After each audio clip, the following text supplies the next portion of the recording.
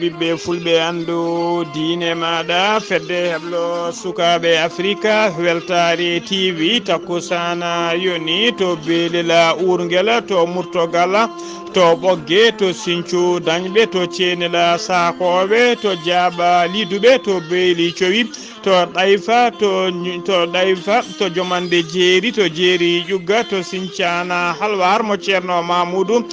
to dara halayɓe ko on takkusan juula ha to galle ceerno mamoudou waddude cité a segna yombel dakar ha to galle ceerno madani taale ko taari ɗum kala ene jeeya e gaddi ɗi kabaruji men to leydi mauritanie wiɓe ɓe yinde braquer uji yannoɓe boña mo bpm woni banque populaire de mauritanie guila ñande go lewru novembre hitande ujunnaji ɗiɗi e nogasi tati no gonɗen ɗo ɓe mbiyama teɓe nder leydi guine ɓe gartirama e nder nakshot to leydi sénégal ujunnaji 5 e temedde tato étudiant hitade hikka nde ko heeɓi bourse uji jokkoyde jangde mumen e nder leydi france kabaruji men kedde kabaruji men e dongre afrique ma en kettoroɓe ɗo musidɗo men alassane oumar mboca gorko mo sarandogu kabaruji men joolam jaɓeri ma en jaaha to leydi iran to leydi ukraine to leydi syrie to palestine ha to dowlaci tentuɗi amérique bisimilla mone ketki hotodirte joni joni piren pacciren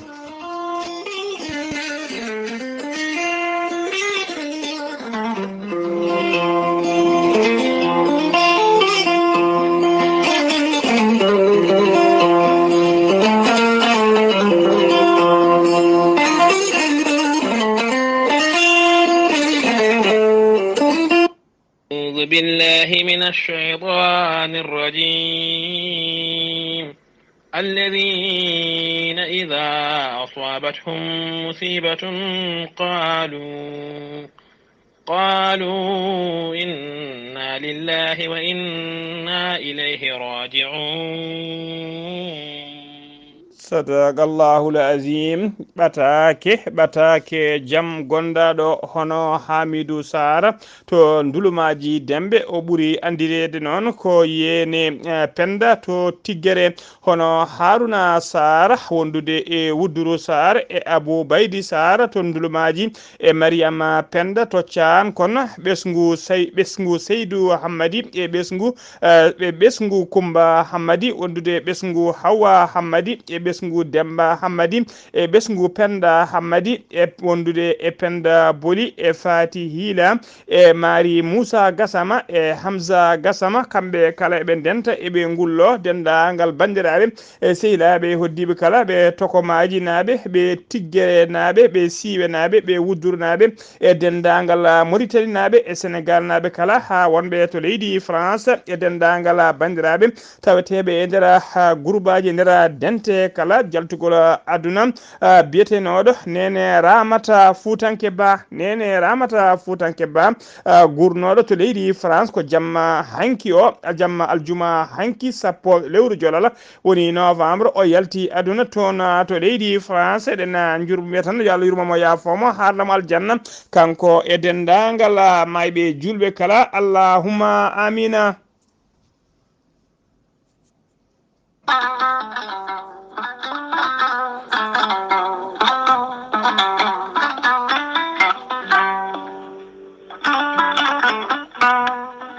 an jambitowo ɓandu musoru ɓandu caɗoru ɓandu wuloru payɗe musoje koppi musoji keceji musoje AVC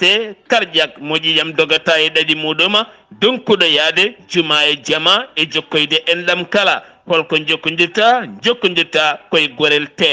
gorel te heɓe hutortoɓe ɗum jokkodiri e gorel te kolliti oɗo saaha koɓe jambitanno duuɓe kitale kala ɓe mbi'i alhamdulillah gorel te ko kawisaji mawɗi ko haako iwru ko to koridinoro ari ko wallude e safrude ha moni kala yiito hen hoore muɗuma gorel te a ittat ko jamireɗa mbaɗa e ndiyam gulɗam aɗa yara aɗa yiito hen cellal ɓandu maɗa ala effet ala rewam ala haydara ko haako tan wocca ko fewna ha feewi aɗa yara ene lawƴa kala ñabbuji gonnoɗe nder ɓandu maɗa an jiɗɗo jokkodirde e tonggode gorel te walla ni site gorel te jangana hoore maɗa ko jangta e gorel te jahata koto internet a tappa toon www www.borelte.com joni jiya tona ko safrata e ñabboji cuɗotode balli kala so tawi noon ko tonggode borelte jiɗɗa hebde gonɗa koye nder leydi Mauritanie jokkodirta koye Adama Niang ɓuuri andirede Boy Nasa on noon mbatta ko 47 85 20 96 walla so tawi koto sehil baabi gonɗa e ko taari ɗum kala jokkodirta koye Elimane Ndiaye 46 57 85 92 so tawi gonɗa koto kay hayɗi e ko taari ɗum kala jokkodirta koye Acca Keɓe 46 46 48 86 walla so tawi koto Nouadhibou gonɗa jokkodirta koye Seyni Niass mbatta ko 46 53 52 43 so tawi gonɗa koto États-Unis d'Amérique jokkodirta koye Abou Sow Kawral Fouta Business +1 34 77 01 56 77 so tawi gonɗa koto leydi France jokkodirta koye Haruna Ngayda 06 50 99 64 43 musidɓe tedduɓe borelte e jeese men dañen jaama.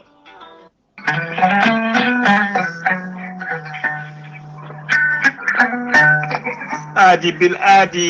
salade aadi ɓuuri firtude aadi ceerno Djiby Sy wi ko firtata aadi hakkude mum e hettiyankoɓe radio weltare ɓiɓɓe fulɓe andu diine maɗa.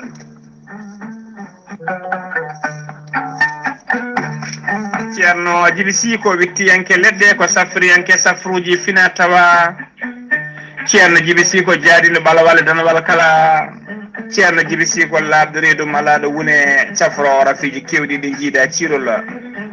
ceerno Djiby Sy Allah leliɗo ɗum gandala e hattani yaltini dendagal mborosaji kewɗi gonoji nder reedu neɗɗo tawa reedu mum seekaka ko leɗɗe o rokkanma so tawi a waɗino wirumani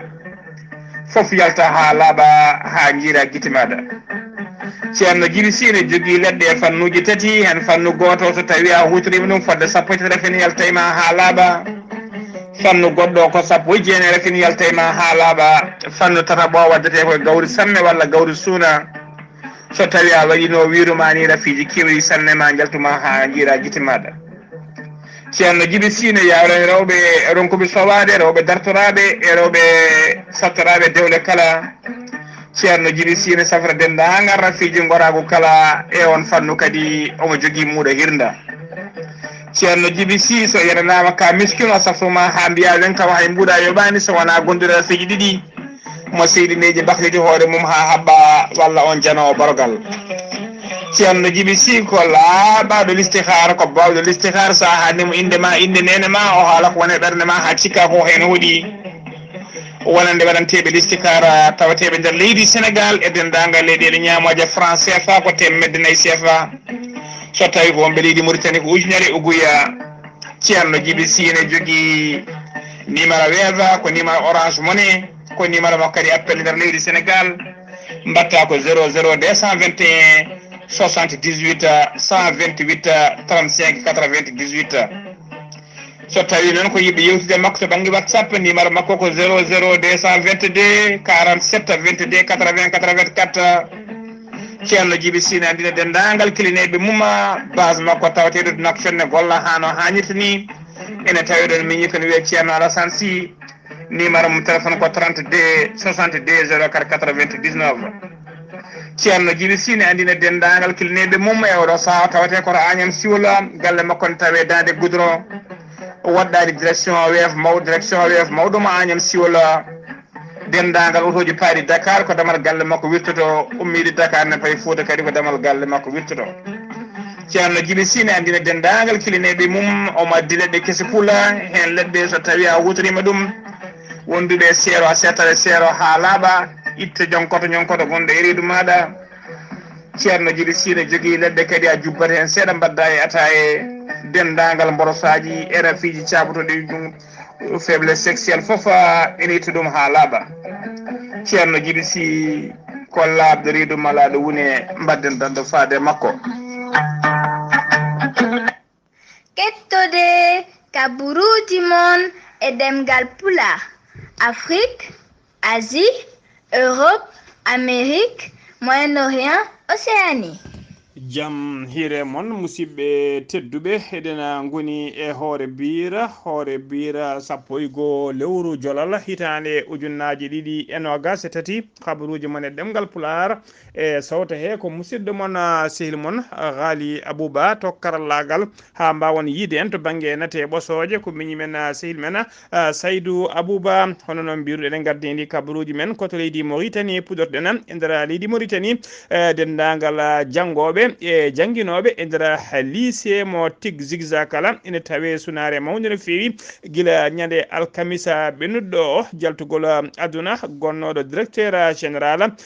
lycée mabɓe mo lycée mo tig zigzag biyetenoɗo Ahmedou Sidi mowe noon o halki koye accident accident o waɗi koye dow lawol tolno wuuro wiitengo dubugli yimɓe tato waɓɓe wondunoɓe makko kañumen mbarmino hena ɓena barmuɓe noon mbawi tigui artirede to hôpital mo tigisa kanko Ahmedou Sidi mowe noon ko kañum kanko wonno directeur lycée o kay tuggi kay guila 2002 guila la 2000 guila hitande ujunnaji ɗiɗi woni 2000 ha kay ñande omo sanki o kanko ardi oɗon lycée o teskama noon ko grand administrateur ko gestionnaire mawɗo wonande établissement o ko neɗɗo kadi korsinaɗo jiɗaɗo kormaɗo no fewi kadi teskama ko neɗɗo jullo kullo Allah ɗum kede kewɗe moƴƴe teskama e makko eɗen mbiya tan nde yurmede Allah juuɓoya tigui duumade e makko kanko e mayɓe julɓe kala ha joni ko leydi Mauritanie keddoɗen hono no mbiruɗen gardidi kabaruji men wuyɓeɓe hinde braquer uji yannoɓe e banque populaire de Mauritanie woni BPM tawi ko agence tawateɗo to Soukouf e lawol Soukouf guila wonno ko guila ñande goo lewru novembre gonɗen ndu hitande ujunnaji ɗiɗi e nogas e tati gonɗen ɗon ndu ɓe mbiyama teeɓa ɓe gartirama mbiyama teeɓe nangga noon koto Guinée ɓe gartirama aljuma hanki o e nder Nouakchott lamorgo leydi Mauritanie ɓe nangga koto leydi Guinée ɓe tawama noon koɓe Égypte naɓe kamɓe ɓe jogui ko nationalité Égypte tato waɗɓe kadi taw ko ɓen taw suspect kadi jeeyaɓe e nguɗon jangu e oɗon boña ɓen tato teeɓa tatoɓeɓe teeɓa ko nder leydi Sénégal kañumen ne mbattama e juuɗe dadiɓe ɓe leydi Mauritanie ne poti artirede e nder Nouakchott lamorgo leydi ndi ha joni ko leydi Mauritanie keddoɗen laamu Mauritanie sifodiri e boña leydi Allemagne boña biyeteɗo banque allemande de développement dotation woni dokkal kene qime ha million ngaji ɗiɗi taw ko halis euro on boñ noon ene wallita leydi Mauritanie ko jagorgal leydi Mauritanie kalfinaɗo ko fate faggudu hono Abdessalam Wula Saleh kañuma sifodiri ɗum to Francfort e nder wuuro wiyeten ko Francfort o sifodiri ɗum noon koya madame Daniela Beckman on ko kañum woni directrice de l'Afrique du Nord à la FKW woni banque allemande de développement ko on woni directrice kaɗo banque to banggue Afrique siba sahareɓe cifodiri nden sifan noon nden sifan ne mbiɗen ko nde million ngaji ɗiɗi taw ko halis euro on halis noon ko ballal woni dokkal faade leydi Mauritanie halis noon ko wadde kaya wallidde no nokku biteɗo bandarguin noon tawe dow lawol Nouadhibou ko nokku kay mo kullel ko diwre kewɗi kay peewi fottu toon on nokku noon ko nokku kadi kewɗi o liɗɗi no fewi koye nder o nokku noon yidde ƴellidde on nokku wan noon kay bandarguin ko parc d'attraction ko nokku mo yimɓe wangotoɓe woni tourisme en keewi arde wangade ko yidde ƴellidde on nokku koye on fannu halis o fayi ɗiɗon million ngaji ɗiɗi taw ɗiɗon million ngaji ɗiɗi taw ko halis euro sifande nde noon waɗi kay ko guila ñaade alarba ɓennuɗo o ene tawtora sifande nde noon ambassadeur joɗaniɗo leydi Mauritanie to leydi Allemagne hono biteɗo Kana Boubacar ha joni ko leydi Mauritanie keddoɗen docteur eɓe Arabie Saoudite naɓe wonɓe jillu mumen taw ko jillu gollal e nder leydi Mauritanie ha joni ine jokki kayen wallude yimɓe safrude e oppirde yimɓe e mbadi humanitaire e nder hôpital national cardiologie mo Nouakchott woni CNC mo Nouakchott addiɓe noon ko holkisade yimɓe ko holko wadde holkiso e safrude e oppirde kay ɓen sukaɓe taw ko sukaɓe tokosɓe ɓe jinnaɓe mumen goni miskineɓe taw ko wonduɓe rafiji ɓerɗe taw ɗina rafiji ko namdiɗi kalis tigui tigui ɓen noon ɓe mbawa holkisade ɗumen ɓe cafta ɗumen tawi ko fotɓe oppire oppirede kadi tawa koye tawa hay mbuɗo yoɓa kam mbiɗen e mbadi humanitaire hollirama noon ɓeɗon docteur eɓe sawdunaɓe eɓe poti obbirde fodde 3 cukalel tawa ko wonduɓe ɗin fiji ɓen sukaɓe noon tawa jinnaɓe men ko miskineɓe mbawa yaltinde koppereje poɗɗe wadde kay opération walla safaruji ɓeɗon sukaɓe maɓe mbawa oppirede noon ha tigui rewa lawol hano hannirta ni ɓen docteur eɓe ɓe sawdu kadi maɓe ɓeydu kadi maɓe mbat ko wiyete gosodiral miijoji e fannu maɓe jaari o wonande kay docteur eɓe Mauritanie ha joni kabaruji men ɗemgal pulara to leydi Mauritanie ha joni keddoɗen hollirama noon fodde temedde jeetato Sénégal naɓe taw ko yinnoɓe Sénégal sagataɓe Sénégal naɓe yinnoɓe natoyde Europe taw ko yiɗanne suuɗeru woni clandestin en nana mboloki fodde temedde jeetato nana mboloki hakkude leydi Mauritanie hakkude Nouadhibou plutôt hakkude Nouadhibou e nokku biteɗo Dakhla ne tawedira leydi Maroc kamɓe foof noon kamɓe temedde jeetato ɓe kala koɓe fodɓe artirede hono consul honoraire walla consul général mo Sénégal tawateɗo to Dakhla o holliri aljuma hanki o wonde kay toon to Dakhla temedde 5 sagarta ko Sénégal naɓe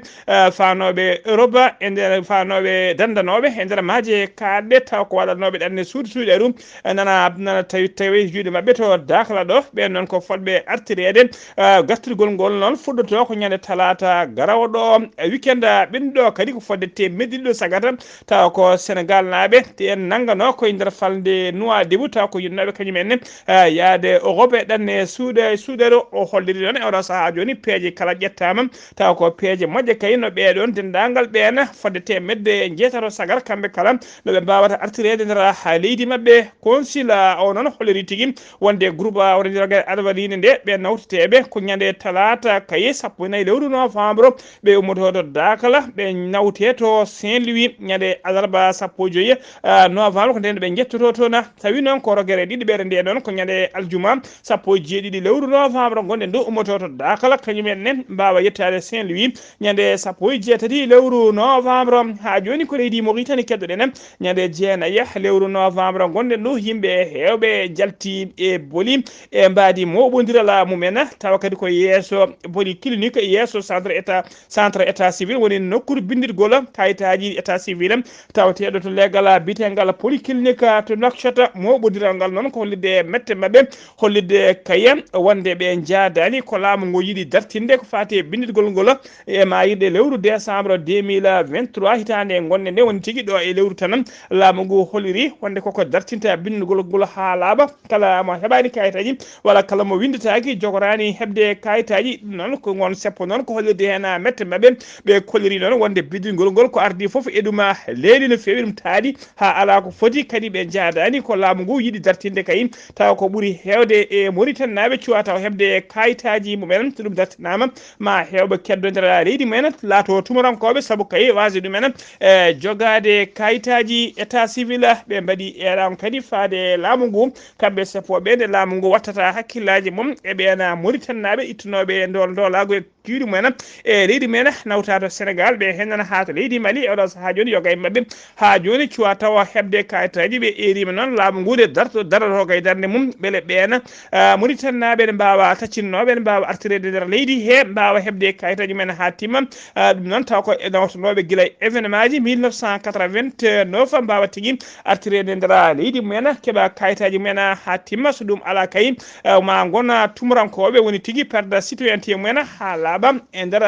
leydi he ha joni kabaruji men ɗemgal pulara to leydi Sénégal paɗen altine ɓawo janggo 13 novembre 2023 woni lewru jukko gonɗen ɗum e men tijja tigui ma cérémonie waɗe taw ko cérémonie hommage rende hommage modulo wondude roi des arènes modulo kañum woni roi des arènes hakkunde muɗum kañume Ama Baldé ɓe simo sippirno ñande joyi lewru novembre gonɗen ɗo hommage o noon ngal teddungal noon non ko yidde kay weltindeɓe e hollirde kay teddungal e neɗɗagal woni esprit de fair play mo ɓiɗi ɗon biruji ɗiɗi mbaɗi tigui ñande combat nde saabu kay ɗum waɗani fitinaji waɗani dille kadi de modulo rokka tigui victoire rokka tigui hokka jomwonde kañum liwi ɓe calmodiri ɓe mbaddi accolade ɓe ɓuucodiri tigui taw ko fewni fair play waɗani duko waɗani mette ɗum noon yimɓeɓe kolliri hen beela mumen no fewi ko ɗum saabi noon enen jiiɗi waɗande ɓe cérémonie taw ko wadde ɓe hommage hollirde tigui weltare mumen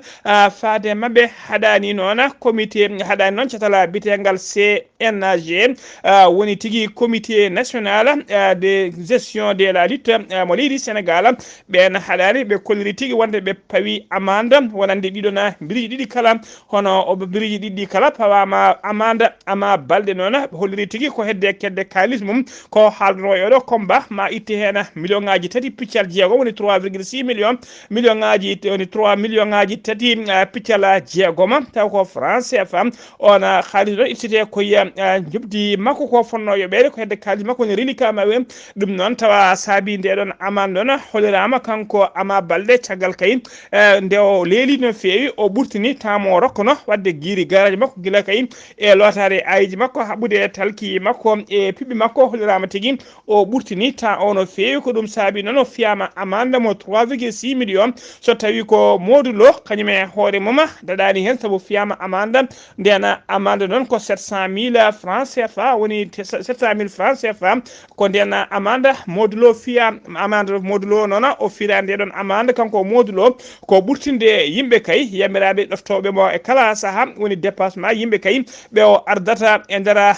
lamba ka o ɓurtini ɓe o taƴa noon nombre mo taƴat noon yo addu ko ɗum o ɓurtini ko ɗum saabi noon o taƴana kankone ko amande makko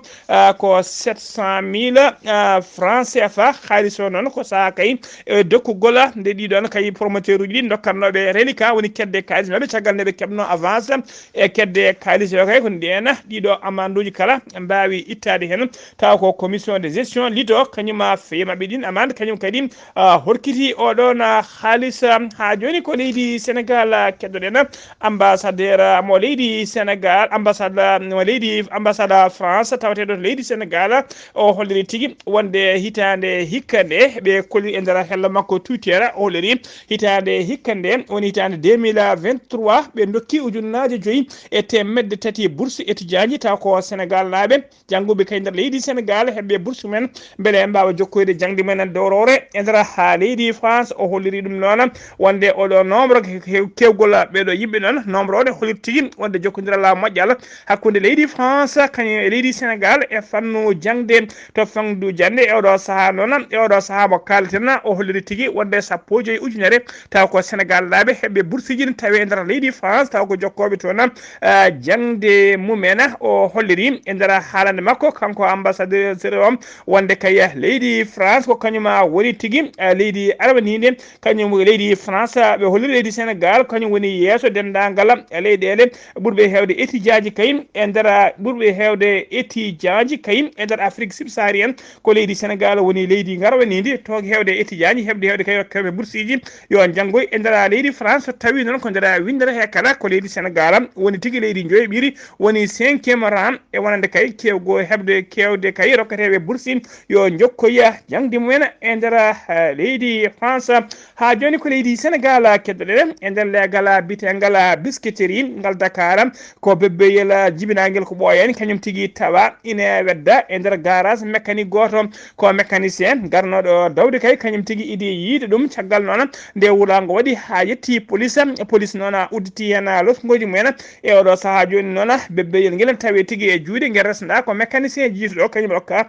bebbeyel ngel nde wawata joggade enquête noon dadiɓe noon udditi hen enquête beele ne mbawa yitude jibiɗɗo ngel ɗon bebbeyel ɓe ganda jibiɗɗo ɓe ganda kadi holko saabi ene weddo ngel ɗon bebbeyel ha joni ko leydi Sénégal keddoɗen jen ha to Ziguinchor ciftoɗen duwonɗen musidɗo men sehil men ceerno Amadou Isaga Kebe nde Allah yurmotomo yafomo harlam aljanna kanko e dendagal mayɓe julɓe kala keddoɗen duwonɗen kadi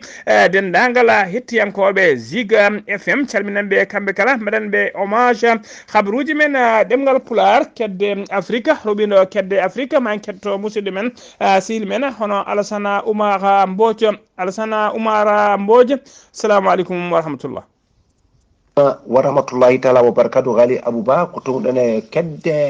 dongre Afrique e ñalawma hannde o 15 lewru jolal ujunaje ɗiɗi e nogas e tati toon to leydi hono Mali so waɗi balɗe 12 ko ɗumen tawata ko ministre ma ummi toon to Kidal ngam kay tawi yaɓande toon to Gawo ɗum noon guila capanɗe 31 lewru taw ko yorkoma ujunaje ɗiɗi e nogas tati on convoi mo ministre ma yettima toon to Gawo e ɗum noon e nde ɗo yontere e ɗum noon koɓe dañi hen caɗele noon no fewi nde tawno wonde e umma toon faade toon ɓe dañi hen wonɗen e gueɗe nde tawno oɗo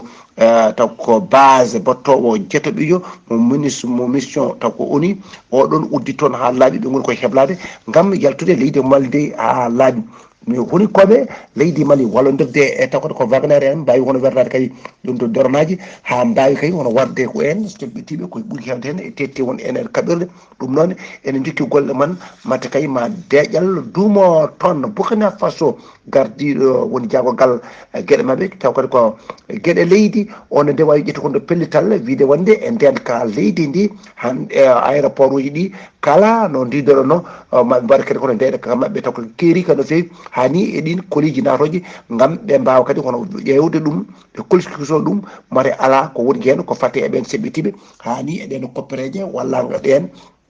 kaɓirɗe farɗe ɓen on sebbi ɗum noon Allah sago nden kaka duumo no fewi wonande kadi e ɓen kadi renoɓe ɓe wonɓe toon aéroport ɓe yo gon kadi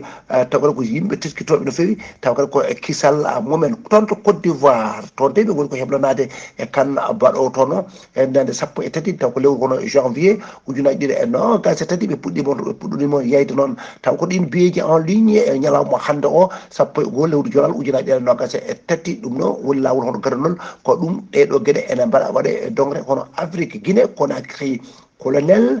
Claude Pivi haro woni haltowo rewi ɗum noon ko namdal mawgal woni ɗon ɗum noon kanko jaltu toon to prison centrale mo Conakry o hande de aɓe goni e jiilaw cattugol no fewi e ɗum noon gouvernement o mo leydi hono Guinée ƴetti pellital yaltinde koppereje keɗɗo no fewi fodde kadi temedde 5 taw ko million franc guinéen e walla capanɗe nayyi e nayyi capanɗe 5 taw kadi ko ujunere kalisi euro wonande on pawɗo kay e yettere mum e on colonel ari haalaniɓe ma dañ ɗen koppereje 2 janvier ujunaje ɗe nogas e joyyi colonel taw kadi ko Mamadou Doumbouya gadduɗo hono leydi hono transition ƴettino pellital e haalande mum wiide kay ma tottir laamu ngu civil en ɗum noon wonani taw kadi ko leyɗele dendo Amérique mbima nde ma waw ɗoftudeɓe e kala foof e banggueji foof madde wadde maɓe mbaw yuɓɓinde ɗin woteji ɓe mbaɗa kadi toppiro noɓe toppir ɗum totta ɗum civil en to Sierra Leone ɓe ko sukaɓe rendinoɓe cannabis yontude produit chimique ene cimmo addi noon hewɓe mabɓe mbasi hen pittali mumen no fewi tawno ko cogguji mayɗi e ɗiɓi codanta ɗumen toon to Somalie e yogo hokkere taw kadi ko duuɓi noon fewi won duuɓi 40 ɓe goni koye kokke cattuɗe no fewi e oɗo dumuna noon ɓe dañi hono toɓo hewgo no fewi hani wamiji mbawi hono arde hen e oɗo saaha nogas e jeenayo e toon mbawi hono wasde hen hunde pitali mumen fodde 3 ujunere mbawi ummade e koɗɗoɗo men gam yaɓande kay ɗin nokkuji goɗɗi Madagascar ɗum noon heddi noon e wotteji mabɓe ko yontere wotere ene waɗa hono pelɓinde mawɗe no fewi hani addini hen ma won 16 o ɓen gañi to gañanɗe musi no fewi taw ko hakkude ƴen taw kadi hullodeyankoɓe wonde kadi laamu ngu ɗum noon aɓe huula noon e ɗiɗo wuroji hono gareje haɗa addude caɗele mawɗe no fewi e nder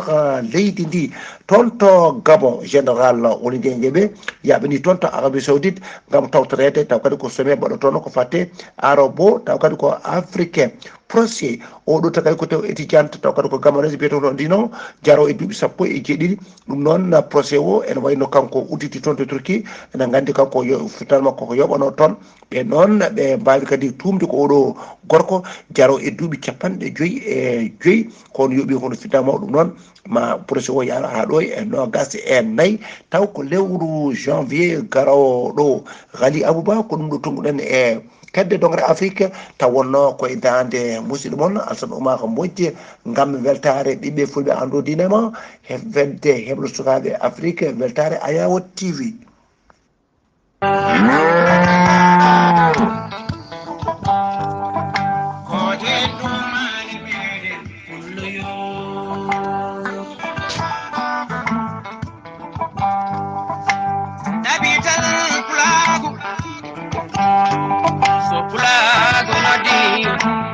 hani note Alsan Umar Mbodj golle ma jooɗi peewi takkusana yoni ha to galle ceerno Abdourahmane Dia peka wita nokshot ko on takkusan juula ha to galle ceerno Yaya Ba to Richard Toll habruji men jolam jabiri koto leydi Iran pudolen Ibrahima Aissa kañum woni hoorejo leydi Iran o yettima aseta hande o sappo e go lewru jolal woni novembre 2023 to Arabie Saoudite addimo toon noon ko tawtorede batu ko fati kay e haalde guerre hakkunde leydi Israël hakkunde mum e Hamas Palestine batu ngu noon woni sommet ko ngu sommet arabo islamique woni tigi ko leyɗele julɓe e leyɗele arabeɓe kañumen tigi noddi nguɗon batu ƴewde kay peeje cakkata haɓade kay walla ƴettude peeje beele guerre hakkunde leydi Israël e leydi Palestine to Hamas ene datto Ibrahima Rais noon horejo leydi Iran o wayri yillade no feewi e nder leydi Arabie Saoudite nde wonno kay diplomatie woni tigi relation diplomatique hakkunde leydi ɗe ɗiɗi on relation ko janganoɗo ɗiɗo duuɓi kala ha joni kabaruji men ɗemgal pulara koto leydi Ukraine paɗena aseta hande sappo e go lewru jolala 2023 subaka law nanama pettande woni tigi explosion ngaji mawɗi no feewi ɗiɗi e nder hakkunde Kiev lamorgo leydi ndi ɗum noon nanama subaka hande o Ukraine noon holori jamma bedɗo o wonde kay koninkoɓe leydi Russie nuldino toon fodde capantati e go drone woni avion ngaji tokosi ɗi galata pilote ɗi galda e pilote ɓe kolirino nder capantati e go drone ɗi leydi laamu leydi Russie nelduno toon hen sappo e jeenayyi ɓe mbawi samminde ɗum koto leydi Syrie paɗena état islamique woni tigui catala état islamique ɗattigal al-Qaida ɓe kolliri tigui wonde ɓe jeytima jangu bannongu e nder leydi Syrie ñande alarba ɓenɗo ha hewɓe mbasino hen pittali men tawɓe tobɓuno noon ko dadiɓe woni pro tigui gouvernement woni ɓattiɓe Bashar al-Assad jangu ngu mbiɗen wanno ko guila ñande alarba ɓenɗo koto leydi Palestine paɗena aljuma hanki o laade koninkoɓe ɓe laade diwaji ɗe koninkoɓe ɗe leydi Israël ɓe jori bomboje e pettoje e nder hôpital taw ko hôpital ɓurɗo mawnude e nder Gaza waɗi mayɓe hewɓe no fewi e barmuɓe ha mbayno kooce koto dowlaji tentuɗi Amérique paɗen Xi Jinping kañum woni hoorejo leydi Chine kanko e Joe Biden hoorejo dowlaji tentuɗi Amérique ene ɗamina pottital mabɓe pottiɗe ɓe joddo ñande sappo e joyyi lewru jolala woni novembre gonɗe ɗum to nokku biteɗo San Francisco ene tawe nder dowlaji tentuɗi Amérique e nder marge woni tigui e nder seɓɓet sommet o noon taw ko sommet catala bitegal la PEC noon forum de coopération économique pour l'Asie Pacifique on sommet noon maɓe mbaw joddade hen guila de siftinde o noon guila 2017 woni te ujunnaji ɗiɗi e sappo e jeeɗiɗi guila nden noon faade joni ko gollo wonata visite gadano hoorejo leydi Chine hono Xi Jinping e nder dowlaji tentuɗi Amérique haala mawko noon ene tijja tigui hakkude mabɓe woni hakkude Joe Biden e kanko Xi Jinping hoorejo leydi Chine musidɓe tedduɓe gasi ha laaɓi ceera ko ɗum ɗo wonno ko tonguɗen habaruji mon e ɗemgal Pulaar e sawto he ko musidɗo mon sehil mon Ghalii Abuu so tawi ko roɓiɗo Afrique musidɗo men Alsana Oumar Mbodj gorko mo Sarandogo tawi ko ɗon kaɓirɗe ha mbawon yiide en to banggue neta ɓosoje ko Saydou Abou Ba ketkimalaki jaam yo jaam Allah jogomi jogo on